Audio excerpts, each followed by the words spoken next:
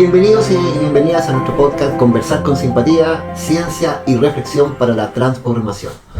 Y en esta conversación les tenemos que contar un contexto. Estamos en Chile, septiembre 2025, y estamos a puerta de un proceso eleccionario.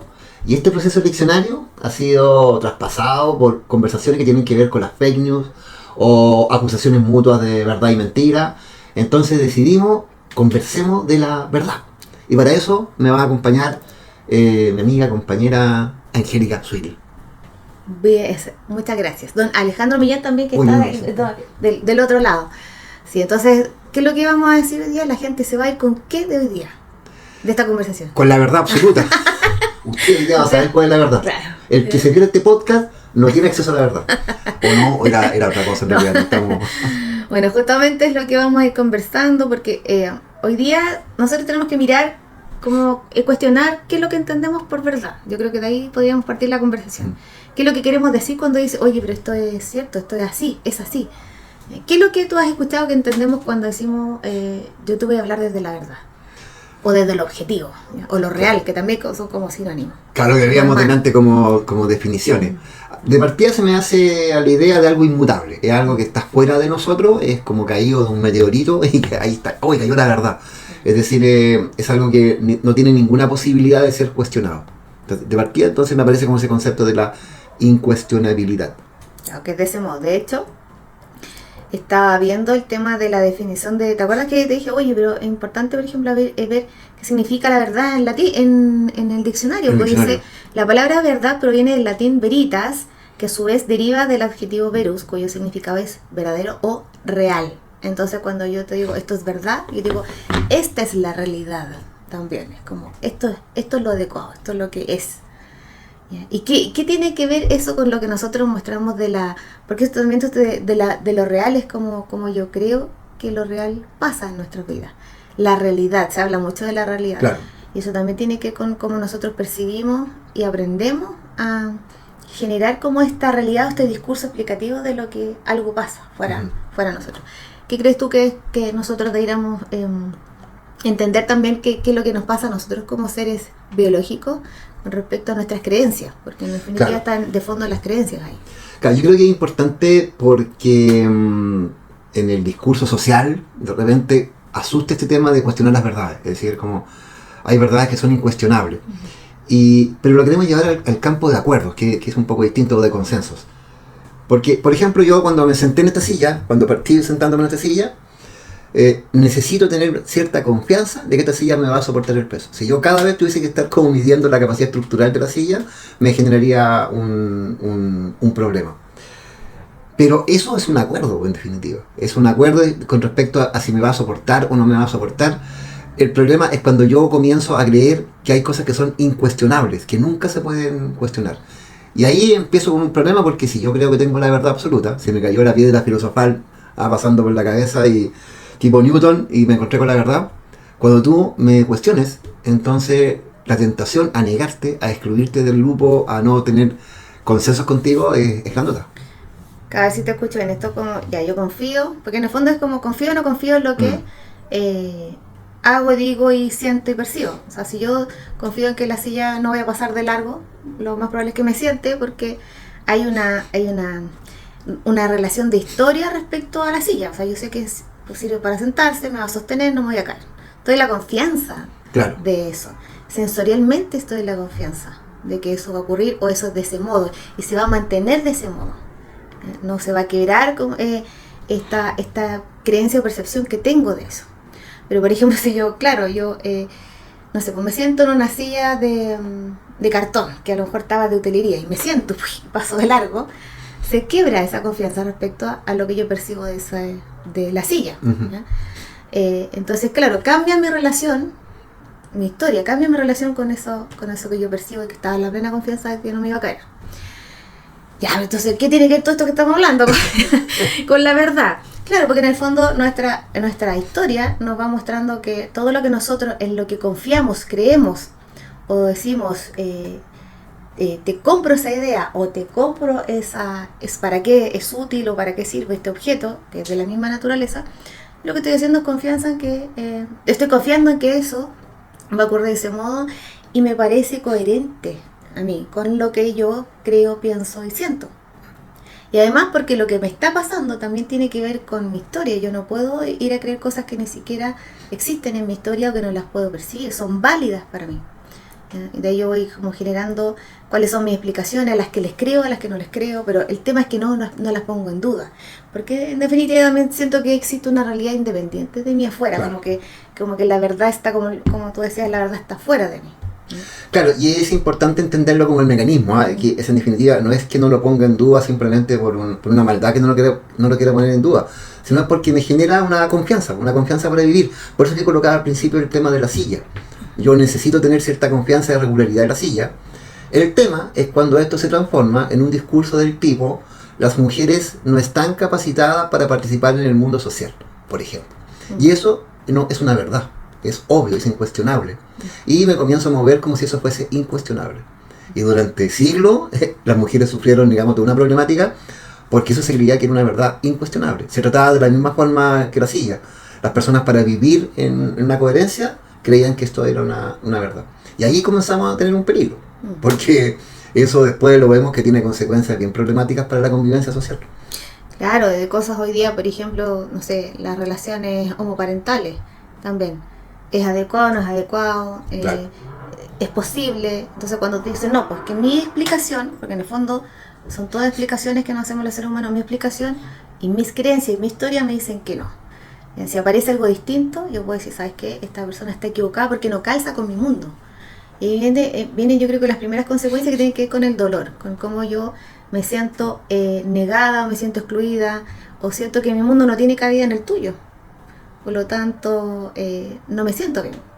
¿Ya? En el almuerzo conversábamos algunos ejemplos de las personas que están viviendo en nuestro país y que nosotros le podemos decir, oye, no es adecuado, no sé, pues cómo tú vives acá, en un país que no es tuyo y vives del modo que no calza, claro, con mi cultura. Y la conversación, y el problema comienza cuando la conversación no es solo del tipo, oye, ¿sabes qué? La forma como tú vives no calza con la forma en que yo vivo, porque eso me genera un espacio de conversación, ¿no? Y lleguemos a algún acuerdo como vivir.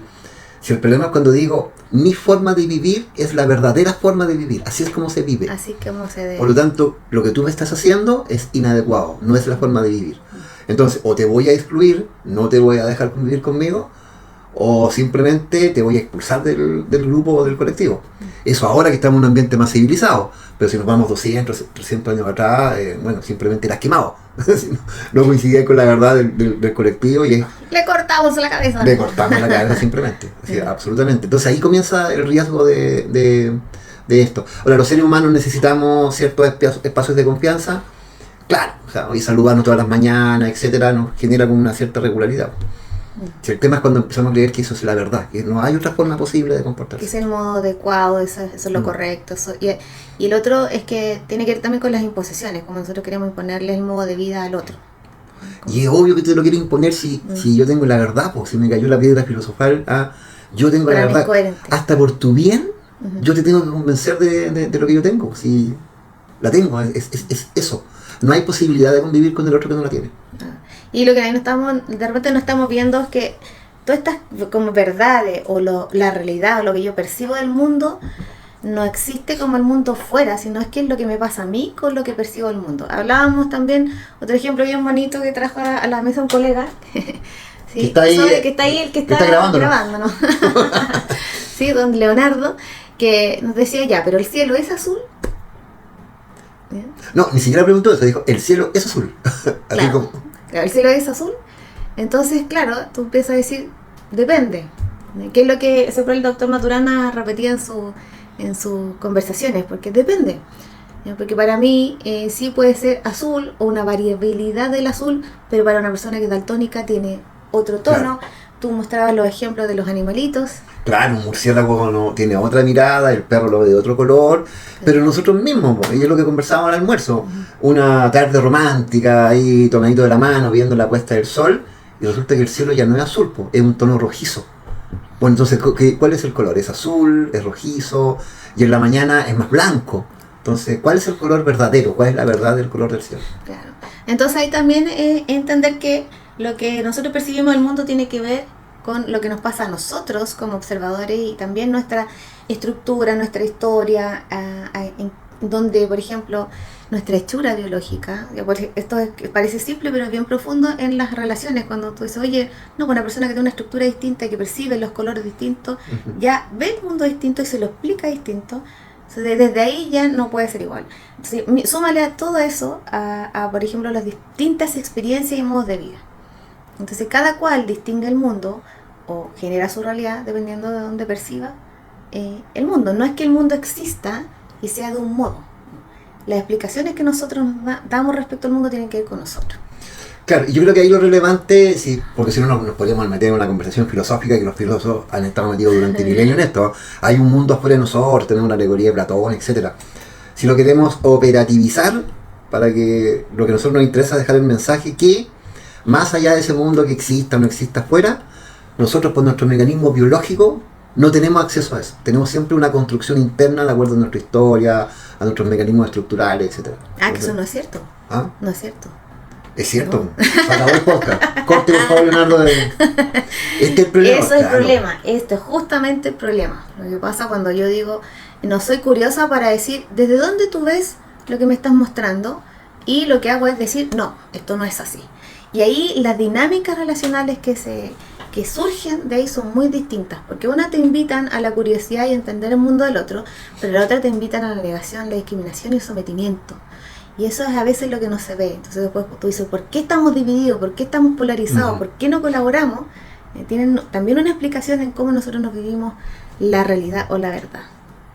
Claro, lo conversábamos delante cuando caminábamos, este tema de cómo miramos el mundo. Entonces hay gente que hoy día, ya que estábamos hablando del proceso eleccionario, dice, oye, no, todo está muy mal en Chile, pero mal. Y otros dicen, no, en realidad todo está muy bien. Entonces yo podría decir, bueno, pero pongamos datos sobre la mesa. Y ahí lo curioso es que hay datos para confirmar que el país está mal, y hay datos para confirmar que está bien. Entonces en esta, como cuando nos quedamos con la verdad, además tenemos el tema que vamos siempre a encontrar data, información que va a confirmar nuestros sesgos y nuestras verdades. Entonces tampoco hay un camino tan claro ahí afuera que me pueda decir, un camino tan claro del tipo, oye, 2 más 2 es 5. No, es 4. Bueno, vamos a comprobar los axiomas y son re poquitos y yo puedo decir, bueno, es 4 dentro de cierto contexto. En materia un poquito más compleja, hay datos para todo, absolutamente para todo. Claro que en el fondo lo que tú quieres es buscar un argumento para obligar al otro que vea como tú ves.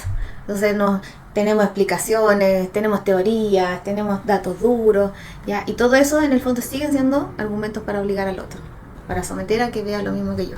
Si el tema aquí yo siento que claro, tiene consecuencias súper tangibles cuando nosotros no nos damos cuenta que estamos apegados a una verdad.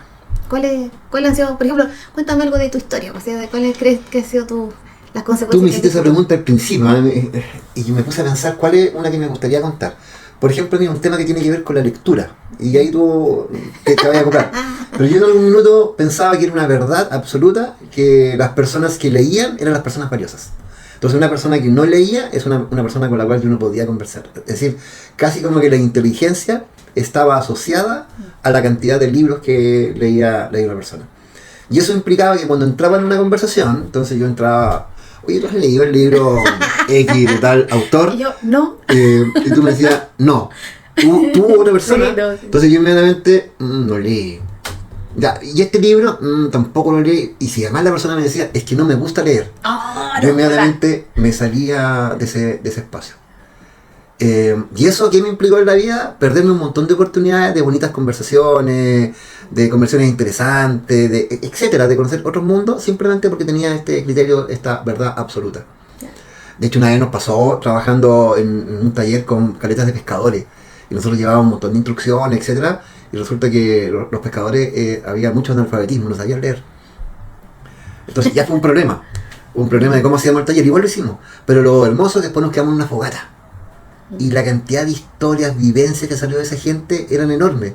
Y claro, yo bajo la lógica de que la verdad es esta, me lo estaba perdiendo. Eso es lo que se me ocurrió delante. Claro, y ahora también, por ejemplo, qué bonito mirar eso, cómo te pasó eso. O sea, porque también nosotros nos preguntábamos, ¿qué pasaría si nosotros pusiéramos en cuestionamiento, o como decía el doctor Maturana, entre paréntesis, nuestras creencias, ¿sí? Y si buscáramos en realidad poderlas cuestionar para saber si efectivamente estamos apegados a una teoría y que no, y si nos hace daño también de repente poder movernos Claro. de ahí o no. Entonces, esto que cuentas de los pescadores, claro, hubo una experiencia distinta que te hizo sentido, que te abrió una perspectiva distinta. ¿Sí? Pero pasó la experiencia, ¿no? Como algo tal vez racional, ¿o no? O sea, muchas veces me lo habían contado, me lo habían dicho, pero como yo estaba pegado a mi verdad, es un poco lo que te contaba de los datos. Siempre tenía una muy buena explicación para negar lo que tú me estabas diciendo y seguir apegadito a mi verdad. Ahora, esto es interesante mostrarlo que desde una mirada, no sé si la palabra es exacta, compasiva, pero compasiva, biológicamente compasiva. Mira, se me acaba de ocurrir este concepto, biológicamente compasivo. Porque el tema es que yo sí necesitaba esa regularidad para poder vivir. Dentro de toda la variabilidad de que tenemos como seres humanos, en algún minuto necesitamos o creemos tener la necesidad de poner a las personas en las cajitas de verdad. Para un poco saber, oye, de buena primera, con quién me junto, con quién converso, con quién no converso. Lo que me permite tener el ejercicio de la silla, de poder sentarme con comodidad. Claro. Ahora, ¿qué es lo que me viene de ahí? Es como el llamado es, oiga, no andes revisando la silla todo el día, pero revísela de vez en cuando. Hagan una mantención una vez al mes. Entonces, ¿será bueno de repente hacerle mantención a tus creencias a cierto tiempo? Ponerle aceitito, desarmarla un poquito. Sí, el tema es que tampoco siento que es como, no, usted deje de creer todo lo que cree. No, ya. Pero también ponerlo en cuestión significa entender que hay mundos y realidades distintas, y eso también es respetable, aun cuando a mí no me calce con lo que para mí es válido. Claro. ¿No? Es lo mismo, por ejemplo, a mí me gusta vivir en bienestar y siempre lo busco, ¿sí? Eso ha sido como un valor que yo he aprendido a raíz del dolor. Angélica ha sufrido la vida. Vendrá un poco de los sufrimientos de Angélica, no se lo veo. Entonces, claro, para mí es coherente, y yo, claro, a veces decía, no entiendo cómo una persona que está mal y sigue ahí, pero eso también surge como, ¿pero por qué? Yo de alguna manera igual estaba imponiendo mi mirada desde este buenismo, ¿cachai? Entonces también es como darnos cuenta que independiente del criterio, nosotros a veces sí podemos estar haciendo las cosas desde imponerle el modo de vivir al otro. Y eso yo creo que no siempre andamos conscientes de que lo hacemos. Te voy a poner un ejemplo súper doméstico, así, por supuesto. pero que si tú lo extrapolas a cualquier cosa, entonces ya, yo fui criada, ¿cierto? Como en la mesa tú te tienes que sentar sin, no sé, pues sin los codos encima de la mesa y sin sombrero, sin jockey. Entonces, claro, después llega una pareja y una pareja, que se llama, no, una pareja, ¿ya? Y se sienta en la mesa con jockey. Y a mí me empieza a tiritar el ojo. ¿Sí? Así como, no, esto no es adecuado. Porque es lo que se gatilla en mi historia. Que mi historia para mí es coherente. Breve, es súper importante. Me empieza a tiritar el ojo. Es decir, tú no lo provocas. Tu corporalidad le aflora. Me pasa la chura, esta incomodidad de decir, no me cuadra con mis criterios de validación porque mi mundo, que es válido para mí, porque yo fui criada de esa manera, esa historia, confío en eso, no es así. Entonces, ¿qué empiezo a hacer? Sofisticadamente, porque es como, oye, aquí no hay sol, ¿para qué estás? Como preguntando inocentemente, pero en el fondo lo que yo quería era que se sacara el yogi, porque en mi mundo eso no es válido. Pero también es desafiar esa creencia y decir, pero ¿qué pasa? ¿Es algo tan terrible? ¿Hay un riesgo muy grande? Entonces, cuando tú empiezas a conversar esas cosas y tienes también la disposición a la curiosidad, a desafiar justamente tus creencias y decir, bueno, sí, pues en realidad eso lo aprendí, pero hoy día veo que no pasa nada, no es tan terrible. Entonces, pero también es un proceso de ir aprendiendo, darte cuenta primero que yo estaba apegada a esa creencia, que estaba tratando de imponerle mi modo de ir al otro, ¿ya? Y amorosamente, sí, pero en el fondo igual estás tratando de imponerle la mirada al otro. Pero cuando tú abres la conversación para mirar cuál es el fundamento que sostiene esa teoría y te das cuenta que no, porque que puede haber más mundo y que podemos convivir también con el yoke y yo con los bracitos bien puestos. Nos podemos sentar con un gorro en la mesa, claro. Y no pasa nada. Pero claro, pero estoy pensando en las veces que todavía me tirita el ojo con ciertas cosas que creo que son verdades. Y se me vienen varios modelos en términos de música, gusto, estético, etcétera, que yo escucho a otra persona escuchando un estilo de música y digo, no, pues eso no es música. Por favor, no, tú no estás escuchando música. Claro. Y cuando lo escucho, me tirita el ojo. Me voy a quedar con esa, como una señal. Voy a empezar a descubrir las veces que me tirita el ojo con respecto a cuando me encuentro con convivencias con otra persona. Claro, porque en el fondo lo que yo creo, lo que nos pasa a nosotros biológicamente es que nos encontramos con algo que rompe eso que tú creías, esa como esta creencia, esta confianza de que el mundo es de esta manera. Sí. No me lo muevan, por favor, ya, porque me lo mueven y me afecta. Pero a veces no nos damos el tiempo de decir, ¿y por qué me están afectando? ¿Qué creencias arraigadas están ahí? ¿Serán inamovibles? ¿Podemos incluir también tu mirada? Es como ir más con la curiosidad cuando aparezca este tipo de cosas, más que con la certeza, porque también si nosotros queremos un mundo más inclusivo, donde aprendamos a respetarnos en la convivencia, aun cuando pensemos diferente, tenemos, siento que podríamos empezar a mirar cómo nos vivimos las verdades, entre comillas. Y para no que sea una conversación solamente desde el buenismo, ¿cuáles son las consecuencias que tiene en términos de convivencia tener esta mirada? Eso que yo creo que es importante también analizarlo. Sí, porque los costos, no sé, yo creo que van desde, pucha, me ofendí, me sentí mal, me quedé con la rumiación, duermo mal, me empieza a afectar mi salud, y mi salud, mis relaciones con otro, y después no quiero colaborar contigo, pero hasta, oye, yo creo que hay que exterminar a esas personas que no piensan como nosotros. Claro. O sea, tiene consecuencias sistémicas muy amplias, esto de estar apegados a las verdades. Claro, y cuando suelto la verdad, la consecuencia de no soltarla es que me pierdo mundos, o sea, lo que hablábamos al principio del mundo de la mujer. La mitad del mundo excluida de las decisiones, excluida del mundo del trabajo, etcétera, y te estáis perdiendo, hoy día somos 8.000 millones, te estáis perdiendo 4.000 millones de miradas. Ay, no, mucho. Es como tengo el pesito, no sé si lo aguante. Es como una cosa como grandota.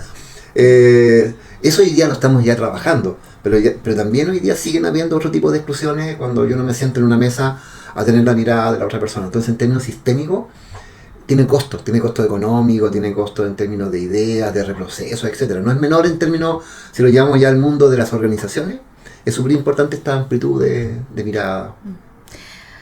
Yo me gustaría como dejar con una preguntita de que nos podamos empezar a mirar qué tan apegados estamos nosotros a estas creencias, nuestras verdades. ¿Habrán otros mundos posibles? Claro. Y también, pues, ¿qué costo está teniendo en mi vida mantener estas verdades? Porque a lo mejor hay personas que no les afectan, porque eso también es súper válido. Sí, totalmente. Que no les pase nada, si eso es, estamos determinados en esta estructura producto de nuestra historia. Operamos así, funcionamos así. Y en este análisis, así como para agilizar la musculatura, como dice nuestra compañera Pamela, a lo mejor parta con las creencias del tipo gorro en la mesa. O sea, no parta con una así que lo ha acompañado durante toda la vida y tiene que ver con su existencia. Parta con el tipo de gorro en la mesa. ¿Qué es lo que pasaría si me empiezo a cuestionar esta creencia? ¿Qué cambios se producen en mi ambiente familiar, social, si yo comienzo como a cuestionar y a cohabitar, digamos, con otras posibilidades de existencia? Bueno, y porque también es importante demostrar cuáles son los beneficios, cuáles son las bondades, yo creo, porque una mostramos las consecuencias, ¿sí? Pero también, por ejemplo, a mí en lo personal, que me ha ido permitiendo, aparte de ir como conociendo más mundos, pero también de inclusive yo sentirme más liberada, de no estar en la exigencia, en la obligación, y inclusive hasta en la culpa de hacer sentir mal al otro cuando me daba cuenta que lo hacía. Y eso para mí ha sido muy grato, muy agradable. Sí, pues de todas maneras, porque de lo contrario estoy pensando como en ese beneficio, y es como se me viene a la mente el tema de la ponderación de la toma de decisiones, inclusive si me quisiera meter en la dinámica se me metió en la idea que quiero convencer a la otra persona, inclusive esa dinámica es súper importante, partir escuchando a la persona. No, si me pierdo esa oportunidad, ya todo lo otro se va perdiendo. Bueno, espero que les haya quedado claro cuál es la verdad, entonces. Claro, tiene la verdad. Sí, y trabajar también yo me voy a quedar como reflexionando sobre qué cosas todavía